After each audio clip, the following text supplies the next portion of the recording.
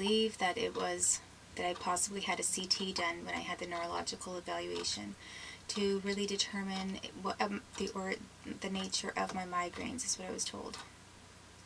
But I don't completely remember having. I know that they diagnosed me and talked to me,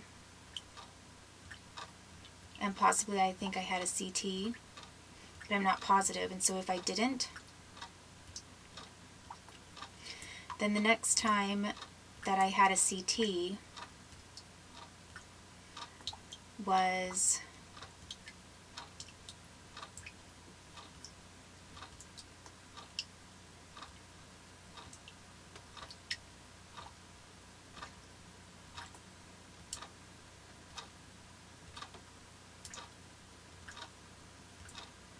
possibly 8 years later.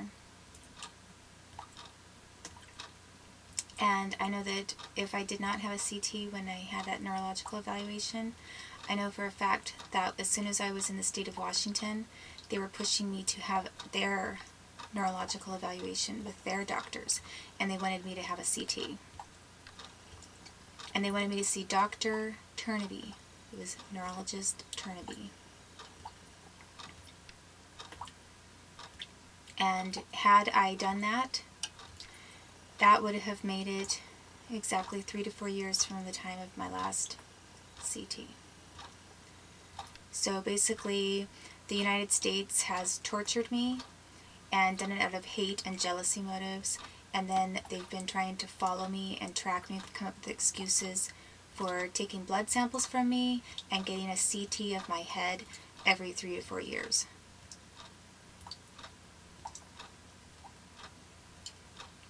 And they've drugged me. They have medicated me and drugged me more than once.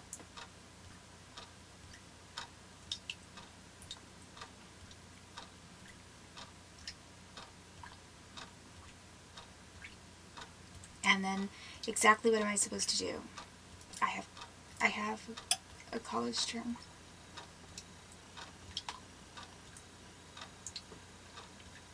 That I'm not going to get the grades that I deserve to get, or that I'm capable of getting because of what this country is doing to me.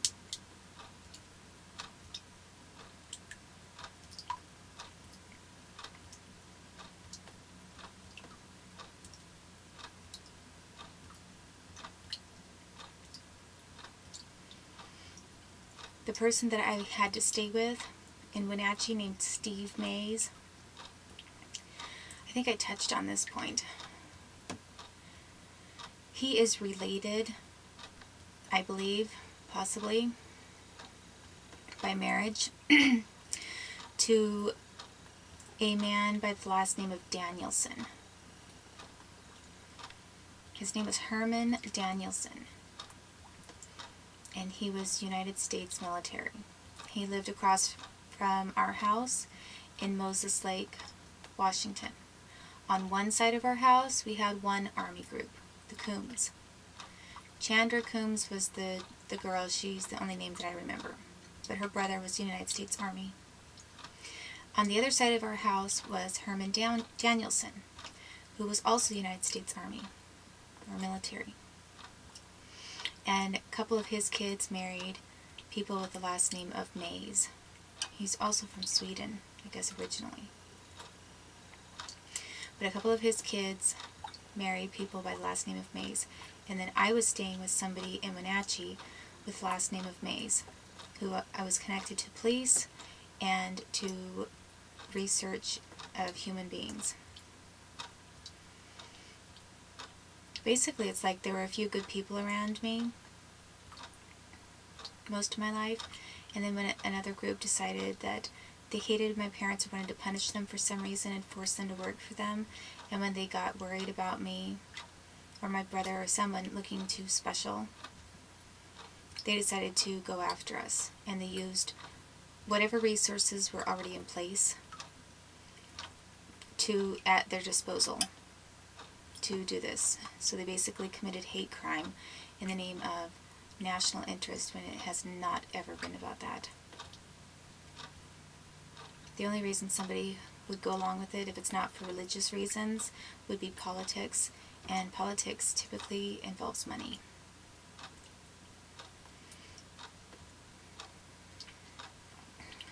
So that's what they wanted from me. They had no reason to get a CT from me, of my head.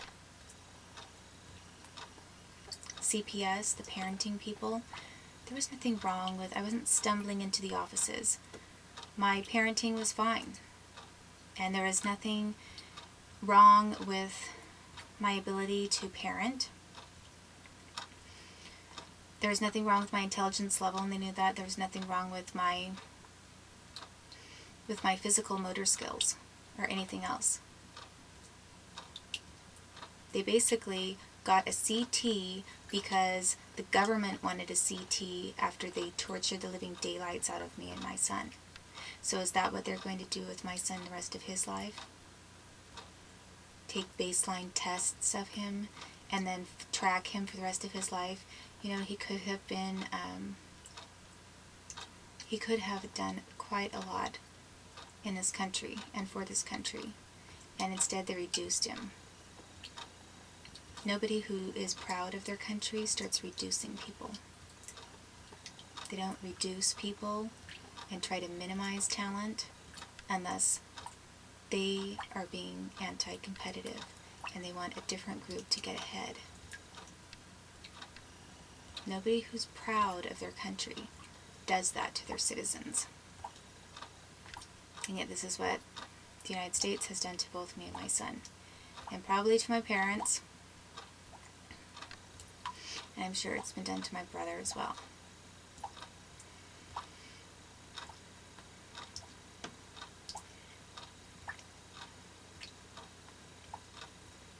So after these tests were all taken, which had nothing to do with my child and my parenting, and after my evidence was stolen, I was told that I was on my own again. And as I say, I was thrown around from one living situation to the next. And really just degraded. I was made to look horrible. And I was drugged, and all of a sudden I was taking photos of myself that I typically would never take of myself. And I was drugged. So it was kind of, it was like I knew as soon as that happened that people who were my enemies were very happy about it, because it was reducing me, and it looked like I was reducing myself. But nobody was aware of the fact that I was being not just tortured, I was being drugged. And then made to look like I was my own worst enemy.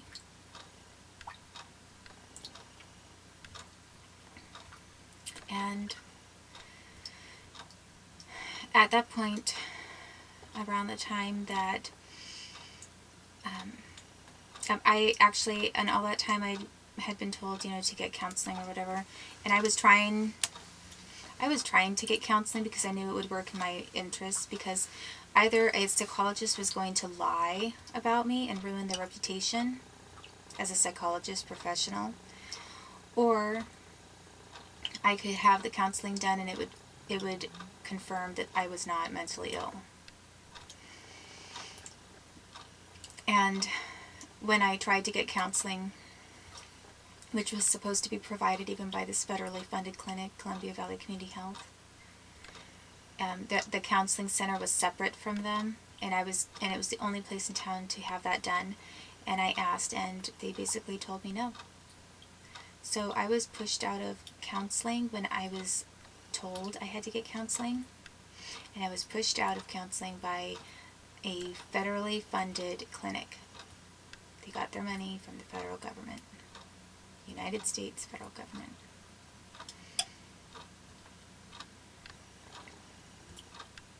So I was not given, I tried many times to get counseling of some kind so that I could show, establish that what was happening, that the defamation against me was all a lie. And the only time that the United States cared about possibly providing counseling was after they tortured me so badly through all of the appeals and everything having to do with my son, that they felt assured that they were never going to lose their investment because they paid money for my son. They have paid other people money to harm my son and to use my son. This country has spent money dealing Oliver Garrett.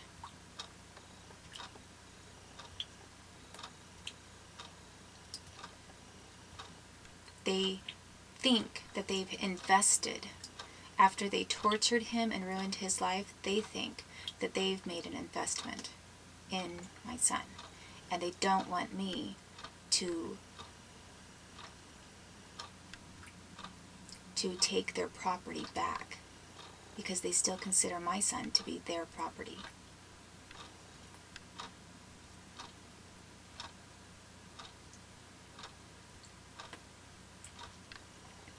My parents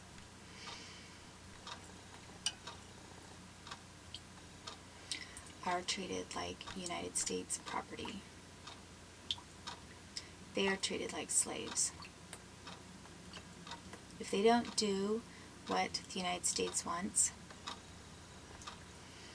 they and their family are tortured. The United States has already, you know how I've talked about being conditioned? How people will do something really horrible to you, and then you just try to pretend like it didn't really happen because you've been forced into this position where the only people who are your friends are also your enemies.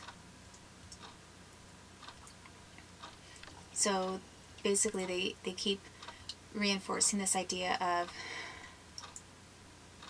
making you dependent upon people who are hurting you and ensuring that you will keep quiet about it. And then they play mind games as if, you know, we're all on the same side, we're all on the same team. They've done that with my parents, but they have killed people and used that to buy my parents' silence.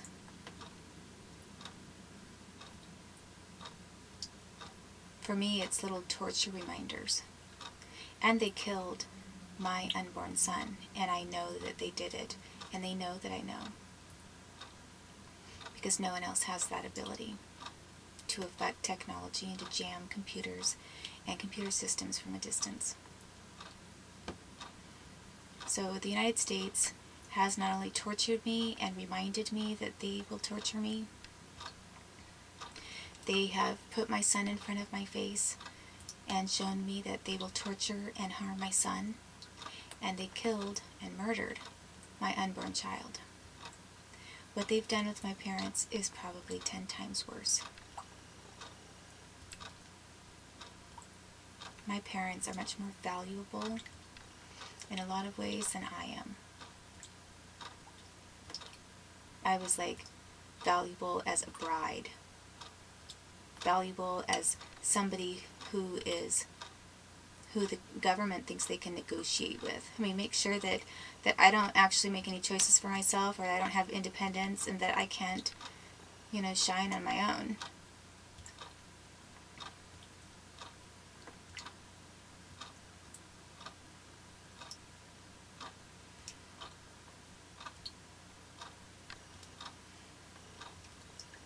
But my parents have,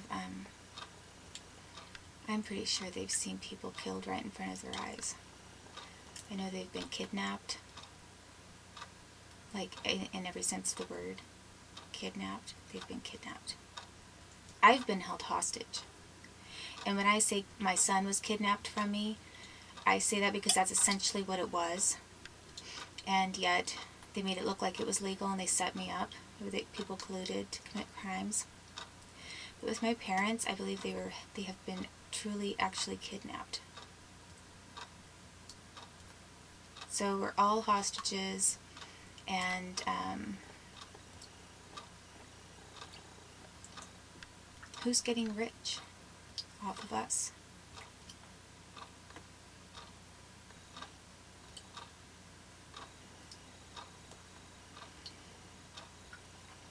Tomorrow I'm going to talk. I actually was going to get through a little more material